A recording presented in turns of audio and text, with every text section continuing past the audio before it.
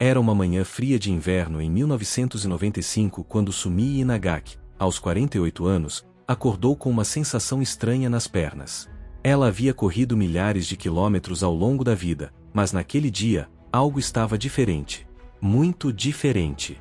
O que ela não sabia era que estava prestes a enfrentar a corrida mais importante de sua vida, uma maratona que não seria medida em quilômetros, mas em força mental, determinação e uma recusa absoluta em aceitar o impossível.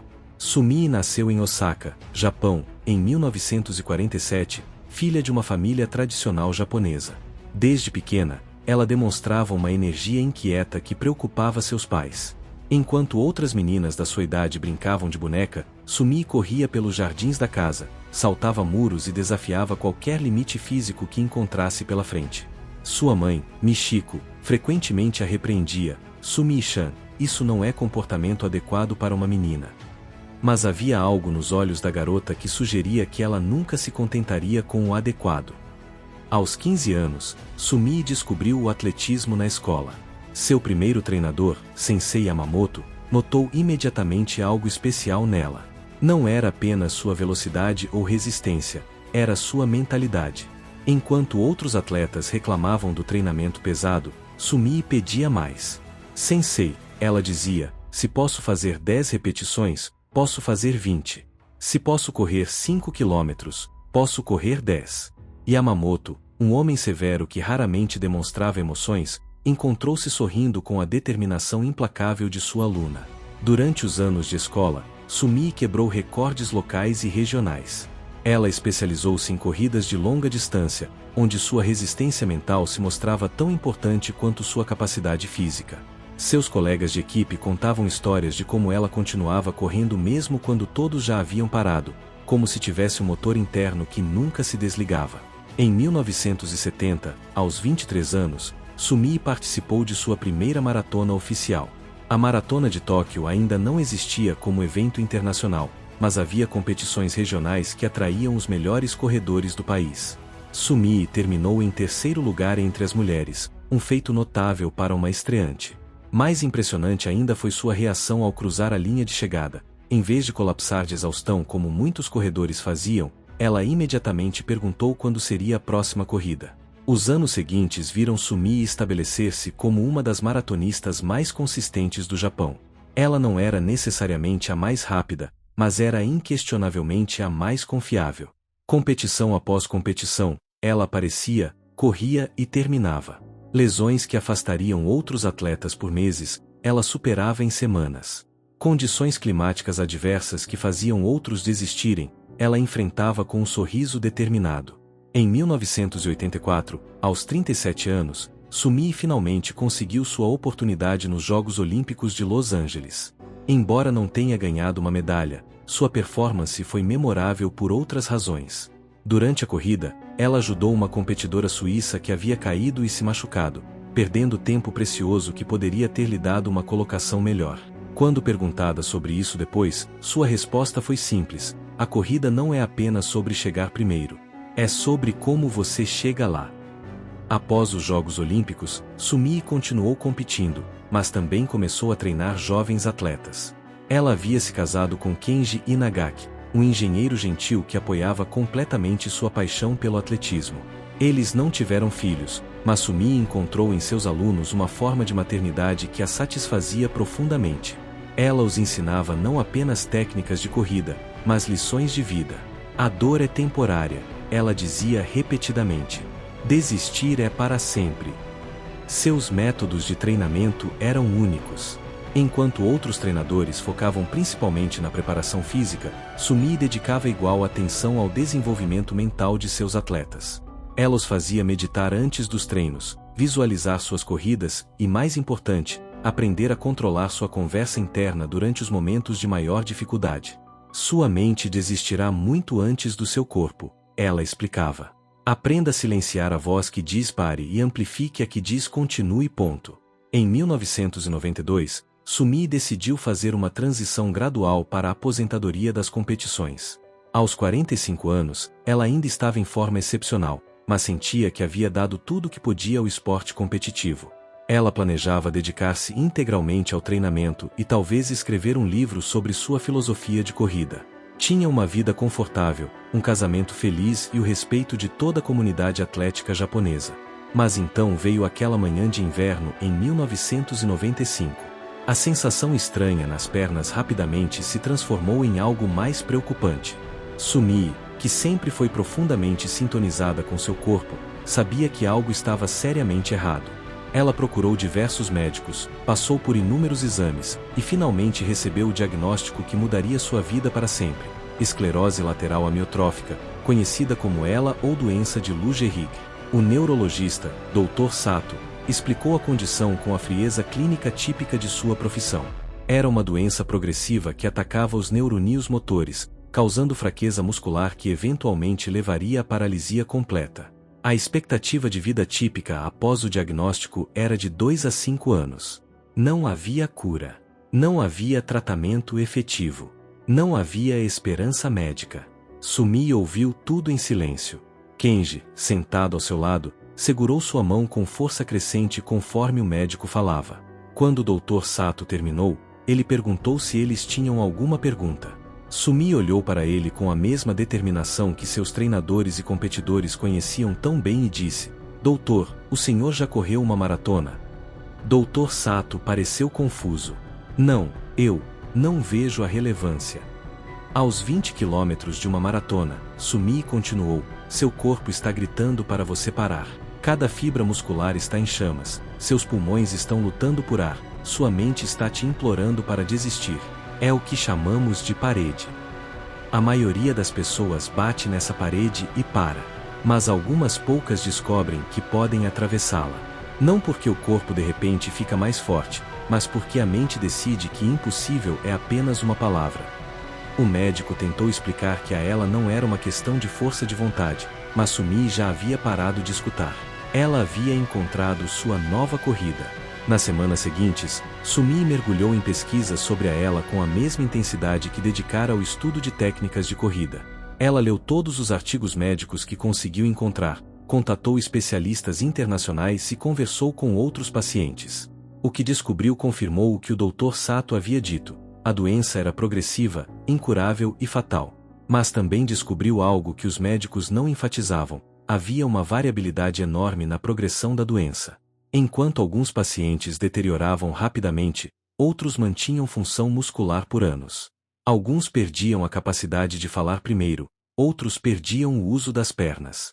Não havia um padrão fixo, nenhuma linha de chegada claramente definida. Para Sumie, isso significava que ainda havia uma corrida a ser corrida. Ela começou a tratar sua condição como um treinamento. Assim como havia desenvolvido regimes específicos para melhorar sua velocidade e resistência, criaria um programa para maximizar sua função muscular e retardar a progressão da doença. Seu dia começava às 5 da manhã com exercícios de respiração profunda, seguidos por alongamentos suaves e exercícios de fortalecimento adaptados às suas limitações crescentes. Kenji, inicialmente resistente à ideia de sua esposa treinar contra uma doença terminal, gradualmente se tornou seu parceiro de treinamento mais dedicado. Ele aprendeu técnicas de fisioterapia, estudou nutrição e se tornou especialista em equipamentos adaptativos. Se Sumie vai lutar, ele disse a um amigo, então eu vou lutar ao lado dela. Os primeiros meses foram os mais difíceis. Sumie teve que aceitar que nunca mais correria uma maratona tradicional, mas recusou-se a aceitar que sua vida atlética havia terminado. Ela adaptou seus treinos, focando em exercícios que podia fazer e celebrando pequenas vitórias. Quando percebeu que estava tendo dificuldade para subir escadas, ela praticou até conseguir subir cada degrau com determinação. Quando sua escrita começou a ficar trêmula, ela passou horas por dia praticando caligrafia. Mas talvez o aspecto mais revolucionário de sua abordagem fosse como ela compartilhou sua jornada. Sumie começou a escrever um diário detalhado de sua experiência, não apenas documentando sintomas físicos, mas explorando o impacto mental e emocional de viver com ela. Ela descrevia como aplicava técnicas de visualização que havia usado no atletismo para lidar com o medo e a incerteza. Como usava exercícios de respiração para controlar a ansiedade quando a doença progredia. Como mantinha uma rotina de treinamento mental para preservar sua função cognitiva. Seus antigos alunos começaram a visitá-la regularmente, inicialmente por compaixão, mas logo perceberam que ainda havia muito a aprender com sua sensei. Sumie havia transformado sua sala de estar em uma espécie de dojo, onde continuava ensinando, não técnicas de corrida, mas técnicas de vida.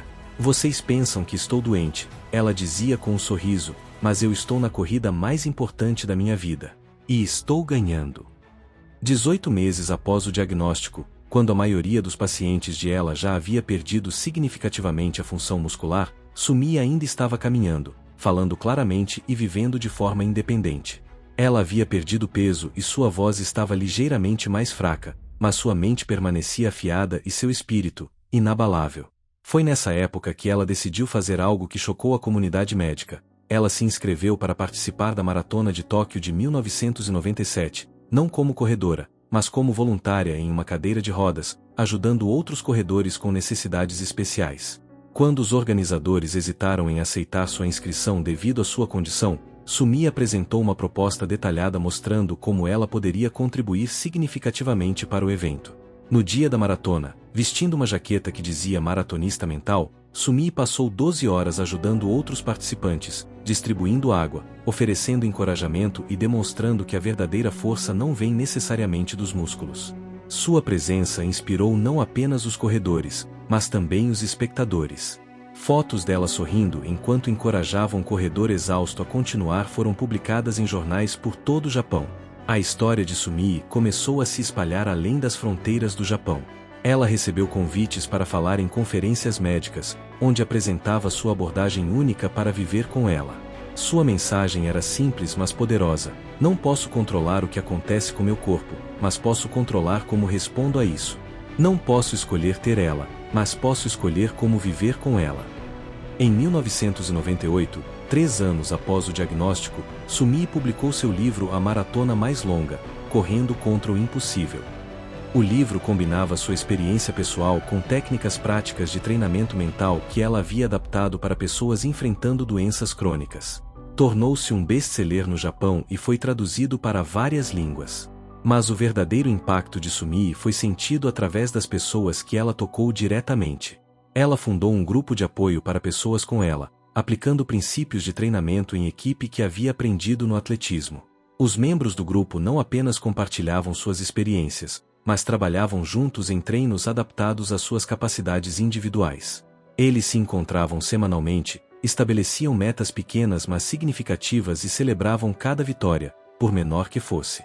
Yuki, uma jovem de 32 anos que foi diagnosticada com ela 6 meses depois de Sumie, creditou a ela sua capacidade de continuar trabalhando como professora por 2 anos após o diagnóstico.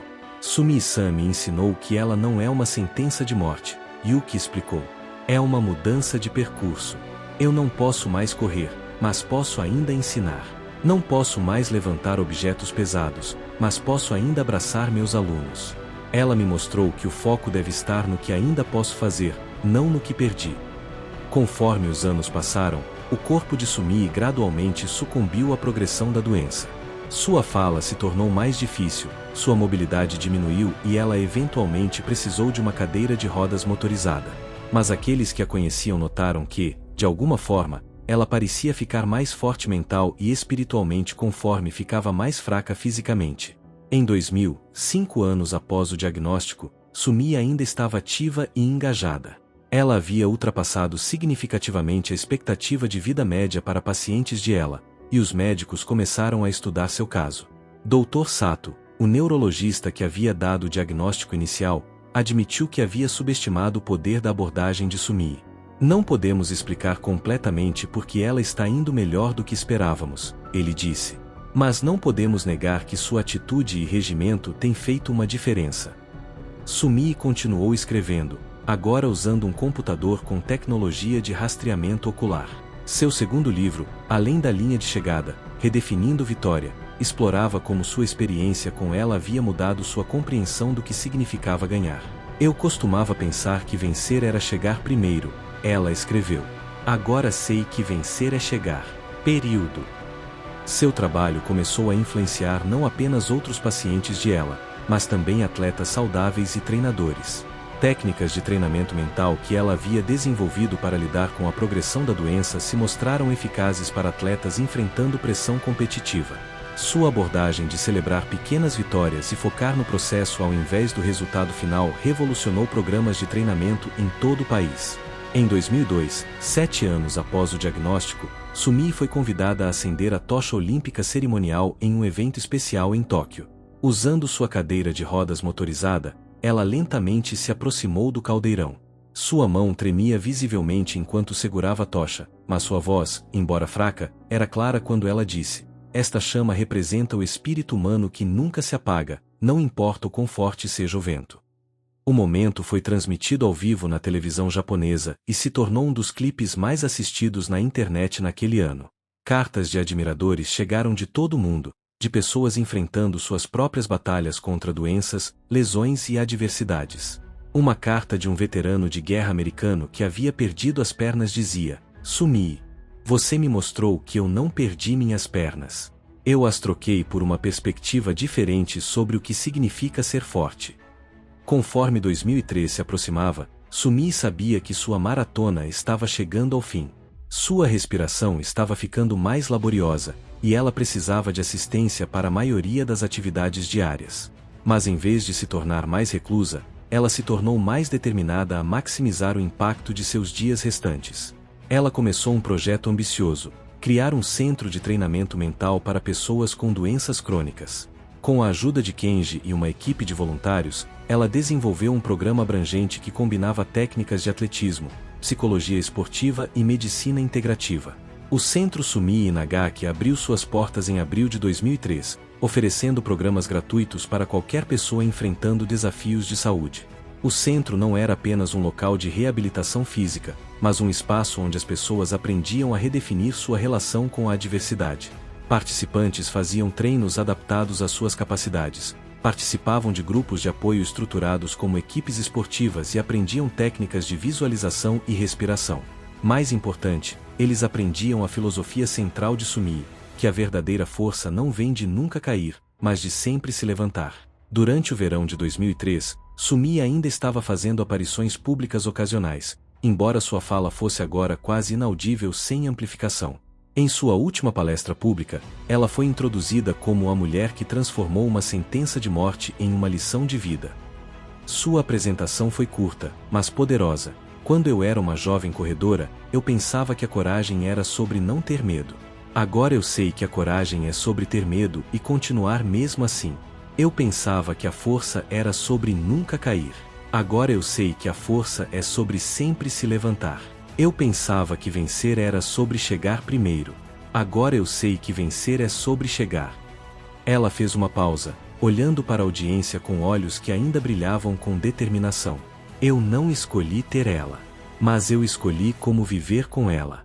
E essa escolha fez toda a diferença." Em outubro de 2003, 8 anos e meio após o diagnóstico, Sumii Inagaki perdeu sua batalha contra ela. Ela morreu em casa, cercada por Kenji e por alguns de seus alunos mais próximos. Suas últimas palavras, sussurradas para Kenji, foram: "Eu cheguei à linha de chegada." Seu funeral foi um dos maiores já vistos em Osaka. Milhares de pessoas compareceram, incluindo atletas olímpicos, médicos, pacientes que ela havia ajudado e pessoas comuns cujas vidas haviam sido tocadas por sua história. Ao invés de lamentações, o evento foi uma celebração de uma vida que havia redefinido o que significava ser um campeão. O Centro Sumii Inagaki continuou operando após sua morte, expandindo-se para outras cidades e países. Seus livros continuaram a inspirar pessoas enfrentando adversidades, e suas técnicas de treinamento mental se tornaram parte do currículo em programas de psicologia esportiva ao redor do mundo. Mas talvez o legado mais duradouro de Sumii seja encontrado nas inúmeras pessoas que aprenderam com ela que a vida não é sobre evitar dificuldades, mas sobre como respondemos a elas. Que a verdadeira maratona não é medida em quilômetros, mas em momentos de escolha entre desistir e continuar. Que a vitória não é sempre sobre chegar primeiro, mas sobre chegar. Kenji, que continuou administrando o centro até sua própria morte em 2015, frequentemente contava uma história sobre os últimos meses de vida de Sumii. Apesar de estar confinada a uma cadeira de rodas e dependente de um ventilador, ela insistia em continuar treinando diariamente.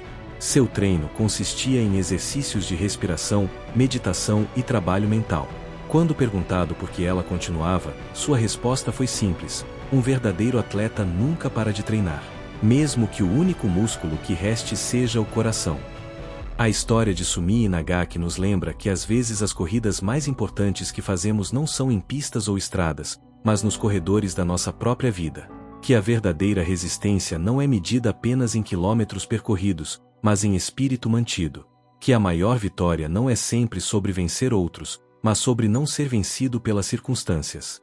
Ela mostrou ao mundo que quando enfrentamos o impossível, temos duas escolhas: podemos deixar que ele nos defina, ou podemos redefini-lo. Sumi escolheu a segunda opção. E nessa escolha, ela encontrou não apenas uma forma de viver com ela, mas uma forma de viver plenamente, apesar de tudo. Hoje, mais de 20 anos após sua morte, a frase que Sumi mais frequentemente repetia ainda ecoa em centros de treinamento, hospitais e corações ao redor do mundo: a dor é temporária. Desistir é para sempre. Essas palavras, nascidas de uma pista de corrida e refinadas nos corredores de uma batalha contra uma doença incurável, continuam a inspirar pessoas a encontrar força onde pensavam que não havia nenhuma, esperança onde parecia impossível, e vitória onde outros veem apenas derrota. Sumi Nagaki correu sua última maratona não com suas pernas, mas com seu coração. E nessa corrida, ela não apenas terminou, ela venceu. Não porque viveu mais tempo do que os médicos esperavam, mas porque viveu mais plenamente do que qualquer um acreditava ser possível. Sua verdadeira vitória não foi sobre a ela, mas sobre a desesperança. Não foi sobre a cura, mas sobre a coragem. Não foi sobre evitar a linha de chegada final, mas sobre cruzá-la com dignidade, propósito e um legado que continuaria correndo muito depois que ela parasse. A maratonista que transformou uma sentença de morte em uma lição de vida nos ensinou que, no final, todos estamos correndo a mesma corrida. Não uma corrida contra outros, mas uma corrida contra as vozes que nos dizem que não podemos, que não devemos, que não vamos conseguir. E a verdadeira medida de nosso sucesso não é quão rápido corremos, mas quão longe estamos dispostos a ir quando tudo parece impossível. Sumi Nagaki foi além da dor. Ela foi além das limitações. Ela foi além do que qualquer pessoa pensava ser possível. E ao fazer isso, ela nos mostrou que todos nós podemos ir além do que pensamos ser possível para nós mesmos. Sua corrida terminou, mas sua mensagem continua. A linha de chegada não é onde paramos, mas onde escolhemos continuar.